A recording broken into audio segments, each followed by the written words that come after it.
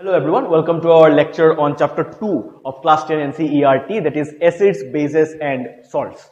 So in this chapter, we are going to discuss about the different properties of acids and bases, which mainly these will be the chemical properties of acids and bases along with salts, and we will see how they react with different compounds and also within themselves, means how acids and bases react together, do salts react with something, or when is salt formed, what happens when acids react with metals, what happens when acids react with bases, and all those things. So we are going far ahead. So let us start from the very basics. What are acids, bases and salts? So before moving into any sort of reaction, we must understand the meanings of acids, bases and salts. In our previous classes, we have studied that acids and bases can be distinguished with the help of some indicators. For example, we have litmus paper. Litmus paper turns red in the presence of acid and litmus paper turns blue in the presence of base. So if you have acid will turn litmus paper into red and bases will turn litmus paper into blue color. So that is how we can differentiate between acids and bases using an indicator called litmus paper. This is how we visually understand which one is acidic, which one is basic. Also there are some other indicators like phenolphthalein, methyl orange. Then we have natural indicators like turmeric. So these are some of the indicators by which we can visually understand whether the substance is acidic or basic.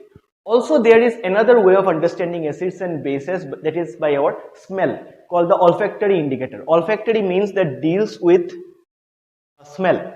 So olfactory indicators means the smell of acids and bases. Acids and bases, both of these have a particular characteristic smell that will let us understand whether it is acidic or it is basic. So that is how we have studied till now in our previous classes. But in chemical terms, what do acids, bases and salts mean? Because without understanding that, we cannot move into the reactions of acids and bases. So let us first understand what does acid, base and salt mean in chemical terms. Okay, so acids as described are the compounds which will release protons in a solution of water. Okay, so acids are proton donors. They donate proton. Now what do I mean by that? Proton means positively charged ion. So let us take one very common example of acid, which is HCl, hydrochloric acid. HCl, when put in water, it breaks down, it splits into two ions, and these two ions are H plus and Cl minus. This H plus ion is a cation. This is a proton. Now why is it called a proton? Because H plus, if you look at the structure of H has only one electron in its outermost shell. In its neutron, this will have one proton as well in its nucleus. Now, inside, if we remove this, let me write it again. Hydrogen contains one electron, one proton and one neutron. The neutron has no charge, this has one positive charge and this has one negative charge. 1 plus 1 minus gives us a charge of 0 for hydrogen. But if I write H plus means the electron has been removed. So we don't have electron in this. As a result, we are left with only one proton. Thus, H plus is actually an example of a proton. And thus, the total charge of the compound will be plus 1. Okay, so that's why H plus is called a proton. And all the acids that we will encounter in this chapter or anywhere in the future, we will see that acids always release protons when they are present in a solution of water. That is how we describe acids. They are releasers or donors of protons. So what do the bases do? Bases are actually the opposite. They are acceptors of proton. They try to take the proton from the solution. So bases actually accept protons. So what do I mean by that? Again, let us take one very common example of base, that is sodium hydroxide, NaOH. NaOH when present in a water solution, it will break down into Na plus and Na plus and OH minus. This Na plus is not a proton, it is just a cation, because in sodium we have 11 electrons and 11 protons. So if I even reduce one electron, there are still 10 electrons and 11 protons left. So we can't term this as a proton. This is a cation, positively charged ion. This is hydroxide, OH minus, another compound which is negatively charged. I told that bases are acceptors of proton. So what happens here, from the water solution, water breaks down to H plus and again OH minus. Okay, so this is the proton. Proton will be accepted by this hydroxide to give H2O. H and OH will react together to give H2O. So in any solution of water, whenever we have bases, base breaks down into the metal ion. This is the metal, sodium is the metal ion and one hydroxide. Or if it is a carbonate, then it will form one carbonate ion. Now, H plus ion from the water will react with this negatively charged ion, that is an anion, and it will give us one neutral compound. So this hydroxide will require one proton. That's why bases are called proton acceptors. They will accept the proton from the solution. I hope that is clear. Sodium hydroxide will break down into sodium and OH minus. This is one example, so don't take it for all, but this is the general formula how it takes place. Sodium hydroxide breaks down into sodium and hydroxide ion. Water breaks down into H plus and OH minus. So what happens to this OH?